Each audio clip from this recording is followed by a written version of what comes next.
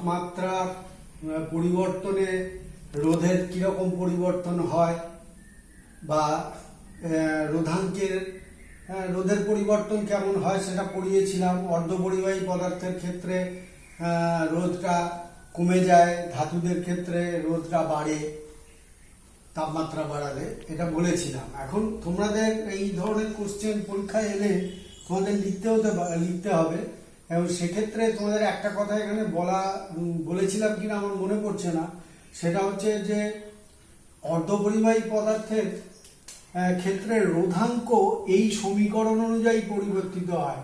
Rho equal to rho zero exponential e by 2kT e to the power exponential to the power e by 2kT। এখন এর মানে হলো যে rota হচ্ছে টি degree টেম্পারেচারে মানে রোধাঙ্ক, রো জিরো হচ্ছে 0 ডিগ্রি টেম্পারেচারে রোধাঙ্ক, টি হচ্ছে পরম তাপমাত্রা, কে হচ্ছে Boltzmann constant, R by N যেটাকে বলা হয় মানে সার্বজনীন গ্যাস ধ্রুবক বাই এন মানে অ্যাভোগাড্রো সংখ্যা, বোল্টজম্যান কনস্ট্যান্ট। আর ই হচ্ছে ভ্যালেন্স ব্যান্ড আর কন্ডাকশন ব্যান্ডের মধ্যে যে এনার্জি গ্যাপটা রয়েছে, যেটাকে আমরা ফরবিডেন গ্যাপ বলি, অর্থাৎ টেম্পারেচার বাড়ালে তবে ভ্যালেন্স ব্যান্ড থেকে ইলেকট্রন কন্ডাকশন ব্যান্ডে যায়, সেটা হচ্ছে ই। এটা অর্ধপরিবাহী পদার্থ এবং অন্তরক পদার্থ দুটোর ক্ষেত্রেই তাপমাত্রা বাড়ালে কিন্তু রোধাঙ্ক এই হারে হ্রাস পায়। এটা তোমাদের এর সময় হয়তো এটা জিজ্ঞেস মানে তোমরা এর মধ্যে প্রশ্ন উত্তর লেখার সময় লিখবে। আর একটা কথা, আজকে যেটা আমার পড়ানোর মূল বিষয় সেটা হচ্ছে যে সম্পূর্ণ বর্তনীতে ওহম সূত্রের প্রয়োগ। এটা খুব একটা ইম্পর্টেন্ট একটা প্রশ্ন। তোমাদের আমি প্রশ্নগুলো ওয়াইজই বলছি ব্যাপারগুলো, যে সম্পূর্ণ বর্তনীতে ওহম সূত্রের প্রয়োগ না বর্তনী। ধরো আমরা একটা এরকম একটা তড়িৎ কোষ নিলাম। তড়িৎ কোষ মানে যেখানে রাসায়নিক শক্তি তড়িৎ শক্তিতে রূপান্তরিত হয়, সেটা হচ্ছে তড়িৎ কোষ, যেটাকে আমরা ব্যাটারি, অনেকগুলো তড়িৎ কোষ মিলিয়ে একটা ব্যাটারি হতে পারে। এবং সেখানে এই তড়িৎ কোষের মধ্যে তো নিশ্চিতভাবেই রাসায়নিক উপাদানগুলো সঞ্চিত থাকে, এবং যখনই এবং তড়িৎ কোষ একটা ব্যাটারি, সেটা আমরা যে ব্যাটারি ব্যবহার করি তোমরা দেখবে ব্যাটারির গায়ে লেখা থাকে 1.5 ভোল্ট। ছোট ছোট যে ব্যাটারি আমরা ড্রাইসেল যেগুলো ব্যবহার করি টর্চে, লেখা থাকে 1.5 ভোল্ট। ওইটা কি না, ওইটা কোষের তড়িৎচালক বল। এটা তোমরা ক্লাস 10-এ পড়েছো একটু, তবুও আমি বলে দিচ্ছি। তড়িৎচালক বল, তড়িৎচালক বলটা হচ্ছে ওর একক কিন্তু ভোল্ট। তড়িৎচালক বল হচ্ছে উৎপাদিত শক্তি, মানে যে শক্তিটা কোষের মধ্যে উৎপন্ন হয় সেটাকে আমরা বলি তড়িৎচালক বল। সাপোজ ধরো ইটা হচ্ছে তড়িৎচালক বল, তড়িৎচালক বল ই, স্মল ই, অর্থাৎ আমার রাসায়নিক উপাদানগুলো ই পরিমাণ রূপান্তর, রাসায়নিক উপাদানগুলো রাসায়নিক শক্তি থেকে ই পরিমাণ তড়িৎ শক্তি ওই কোষটার মধ্যে উৎপন্ন হয়েছে। এখন আমি যতক্ষণ না এই কোষটার পজিটিভ আর নেগেটিভ দুটো যে তড়িৎদ্বার থাকে, দেখবে যে কোনো ব্যাটারির দুটো প্রান্ত, একটা হচ্ছে পজিটিভ আর একটা নেগেটিভ, দুটো টার্মিনাল আছে, যতক্ষণ না যুক্ত করছি ততক্ষণ পর্যন্ত কিন্তু ব্যাটারির মধ্যে ওই পুরো শক্তিটাই উৎপন্ন হয়ে আছে, ওটাকে আমি খরচ করছি না। এবার খরচ করার জন্য আমি যখনই ধরো ব্যাটারির পজিটিভ আর নেগেটিভের সঙ্গে তুমি একটা তার দিয়ে একটা ল্যাম্প যুক্ত করে দিলে, সাপোজ একটা ল্যাম্প যুক্ত করে দিলে পজিটিভ আর নেগেটিভ, সঙ্গে সঙ্গে কি হবে, এখানে মনে করো একটা চাবি দিলে কে, সঙ্গে সঙ্গে কিন্তু দেখা যাবে যে ল্যাম্পটা জ্বলে উঠলো। কিটাকে আমি যখনই ক্লোজ করব, বন্ধ করব, সঙ্গে সঙ্গে দেখবো ল্যাম্পটা জ্বলে উঠলো, আমি আলো পেলাম। আচ্ছা, ল্যাম্পটা জ্বলছে কেন? না তড়িৎটা এখান থেকে তড়িৎ যেতে শুরু করলো। ধরো এই পজিটিভ থেকে নেগেটিভ পর্যন্ত যেটা দিয়ে তড়িৎটা যাচ্ছে সেটা হচ্ছে তামার তার আর ল্যাম্প। এই তামার তার আর ল্যাম্পের রোধ হচ্ছে আর, সাপোজ ক্যাপিটাল আর, যেটাকে আমি বাহ্যিক রোধ বলছি। এই বাহ্যিক রোধ ক্যাপিটাল আর এর মধ্যে দিয়ে কারেন্ট যাচ্ছে, আই পরিমাণ প্রবাহ মাত্রা গেল। তাহলে আই পরিমাণ প্রবাহ মাত্রা গেলে কতটা পরিমাণ তড়িৎ শক্তি খরচ হলো? আই ইন্টু আর, যেটাকে আমি বিভব বলি। এই পরিমাণ তড়িৎ শক্তি খরচ হলো, কারণ বিভব মানে শক্তি। এটাকেই বলা হয় বিভব প্রভেদ। অর্থাৎ পজিটিভ আর নেগেটিভের মধ্যে আমি যদি বিভবটা মাপি, তাহলে দেখবো যে বিভবটা আই ইন্টু আর এর সঙ্গে সমান। সেইটাকে আমি ভি বলছি, এটাকে বিভব প্রভেদ বলবো। অর্থাৎ পজিটিভ আর নেগেটিভের মধ্যে বিভব প্রভেদ। তাহলে আমি কতটা শক্তি উৎপন্ন করেছি ই, আর কতটা পরিমাণ কাজে লাগালাম শক্তির আই আর, এতটা পরিমাণ কাজে লাগাচ্ছি ভি। তাহলে ইটা কি ভি এর সঙ্গে সমান? সম্পূর্ণ যেটা উৎপন্ন করেছি সবটাকেই কি কাজে লাগাতে পারছি না। তোমরা যদি মাপো তাহলে দেখবে ই এর মান যদি 1.5 ভোল্ট হয়, তুমি কিন্তু যখনই ওটা মাপতে যাবে তখনই কিন্তু আর 1.5 ভোল্ট পাবে না, কিছুটা কম পাবে। কেন কম পাবে? না, তড়িৎ সবসময় বদ্ধ পথে যায়। অর্থাৎ পজিটিভ থেকে নেগেটিভে গেল বাহ্যিক রোধের মধ্যে দিয়ে, আর ভেতরে নেগেটিভ থেকে পজিটিভে যাবে।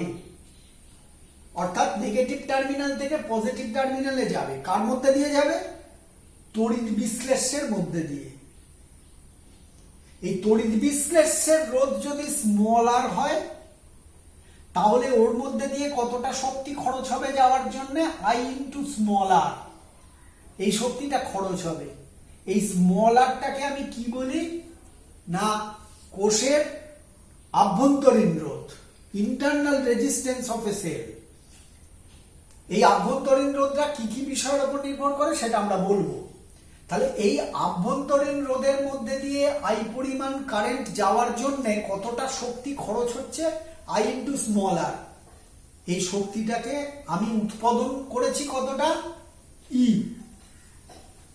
আর আই ইন্টু স্মল আর, এই পরিমাণ শক্তি আমার কোষের মধ্যে আভ্যন্তরীণ রোধের মধ্যে দিয়ে তড়িৎ প্রবাহ বজায় রাখার জন্য ব্যয় করলাম। এই শক্তিটাকে কিন্তু আমি কাজে লাগাতে পারলাম না, এই শক্তিটা নষ্ট হলো। সেই জন্য এই আই ইন্টু স্মল আর, এটার নাম নষ্ট বিভব, লস্ট ভোল্ট। এটাকে বলে নষ্ট বিভব। এই নষ্ট বিভবটা যদি আমি ই থেকে বাদ দিই, তাহলে বাকিটা আমি কাজে লাগিয়েছি। সেটা কত? I into capital R. তাহলে E minus I into small R, এটা হচ্ছে কার্যকরী শক্তি, যে শক্তিটা আমি কাজে লাগালাম। কত সেটা? I into capital R. কেন না, এই রোধটার মধ্যে দিয়ে, ক্যাপিটাল আর রোধের মধ্যে দিয়ে আই পরিমাণ তড়িৎ প্রবাহ যাওয়ার জন্য আমার যে শক্তিটা আমি ব্যয় করেছি আই ইন্টু ক্যাপিটাল আর, এটা কার্যকরী শক্তি। কেন না, এই শক্তিটা আমার উপকারে লেগেছে।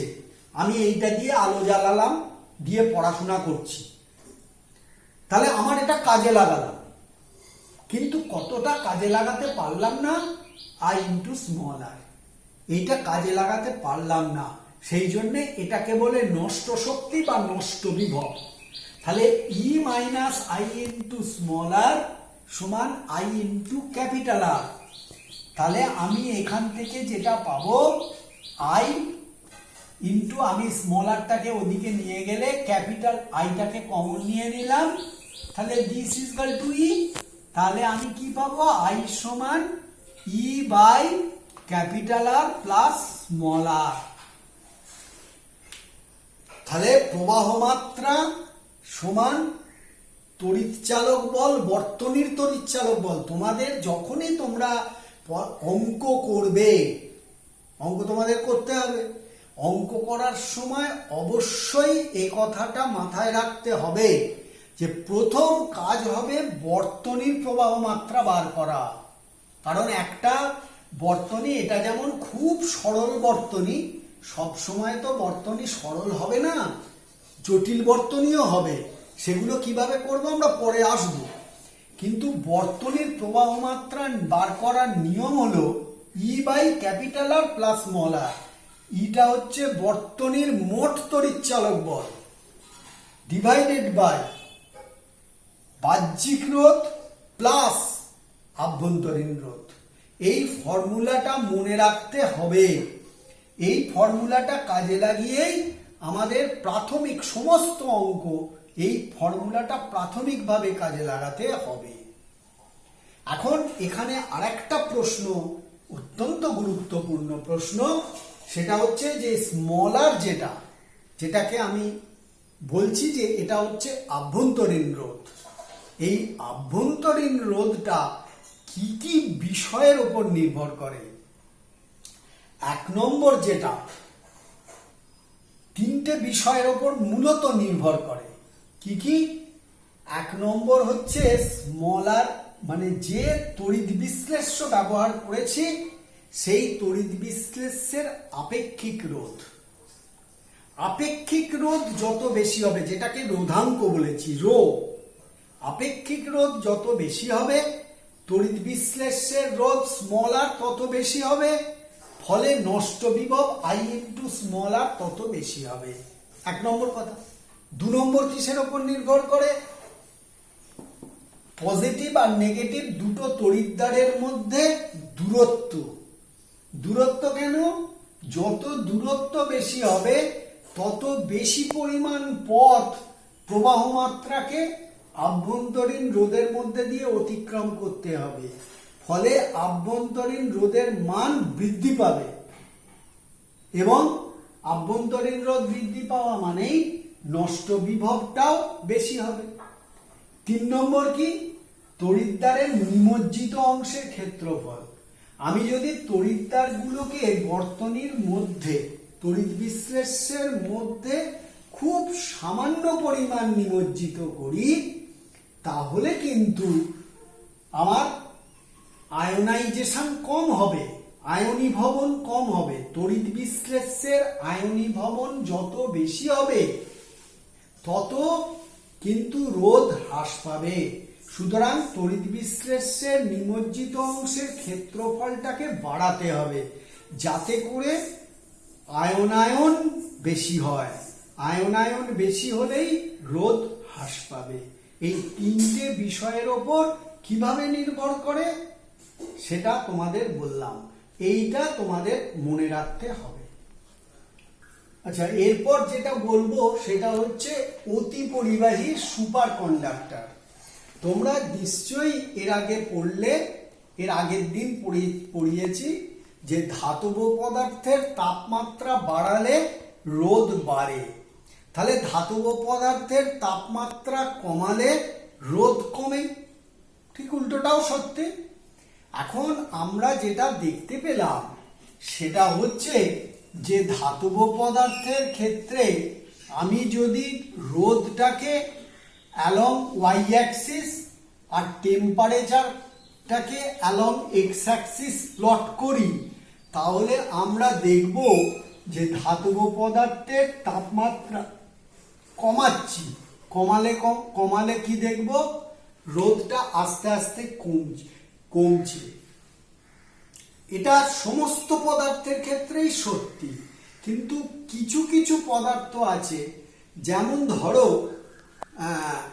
আমার পারদ। পারদের ক্ষেত্রে দেখা যায় যে রোদটা কমতে কমতে যখনই 4.2 ডিগ্রি টেম্পারেচারে পৌঁছলো, 4.2 কেলভিন, সঙ্গে সঙ্গে রোদটা হয়ে গেল শূন্য।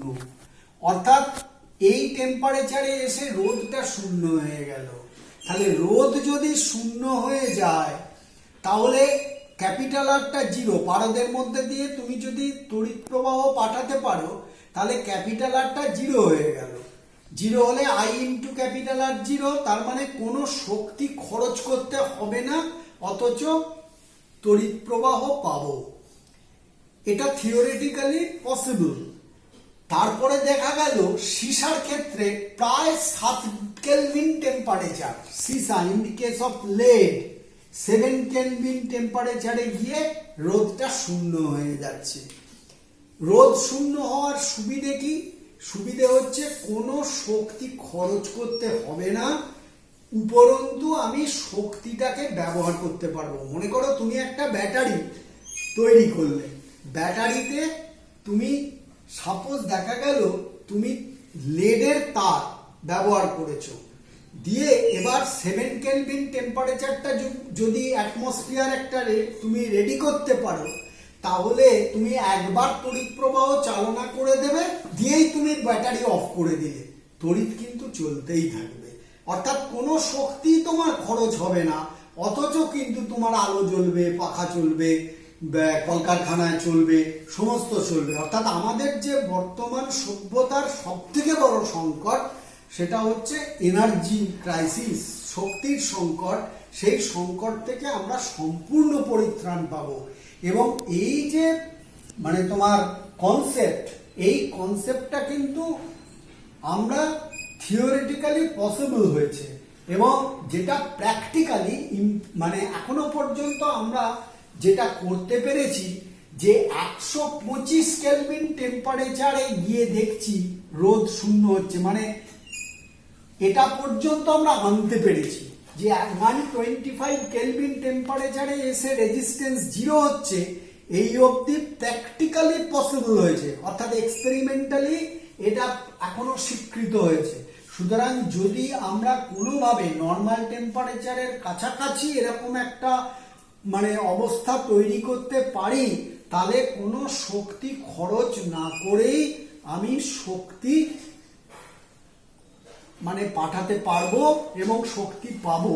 এইটা আমাদের এবং পদার্থবিদ্যার যে শক্তির সংরক্ষণ সূত্র, যেটা হচ্ছে এখনো পর্যন্ত মানে তোমার নিত্য সূত্র বলা যায়, যেটা কনসেপ্টটা রয়েছে, এইটা কিন্তু ভায়োলেট করবে এবং আমাদের পরবর্তী মানে তোমার জেনারেশনের ক্ষেত্রে এনার্জি ক্রাইসিস থাকবে না। কিন্তু সেটা আমরা এখনো প্র্যাকটিক্যালি এক্সপেরিমেন্টালি পসিবল করতে পারিনি। এই ব্যবস্থাটা অর্থাৎ অতি পরিবাহী বলা হয়, সুপার কন্ডাক্টর, অর্থাৎ এক লো টেম্পারেচার ফিজিক্স।